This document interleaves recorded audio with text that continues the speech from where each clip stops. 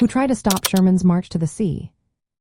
Have you ever wondered who tried to halt one of the most famous military campaigns in American history? During the American Civil War, Major General William Tecumseh Sherman led a significant campaign known as Sherman's March to the Sea. This march began on November 15, 1864, and concluded on December 21, 1864, with the capture of Savannah, Georgia. But not everyone was on board with Sherman's plans. One of the key figures who attempted to stop Sherman's march was Lieutenant General John Bell Hood.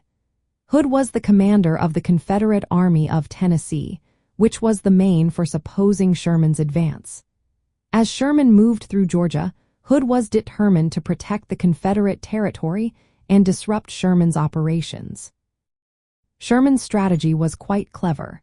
He decided to split his forces.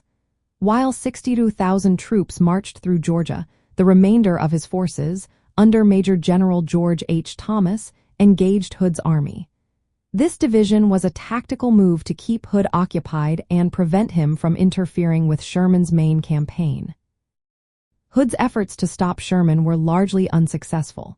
Sherman's forces were able to outmaneuver Hood's troops, avoiding direct confrontations. Instead of facing Hood head-on, Sherman implemented a scorched earth policy. This meant he focused on destroying military targets, industries, infrastructure, and even civilian property. The goal of this strategy was to weaken the Confederacy's ability to sustain the war.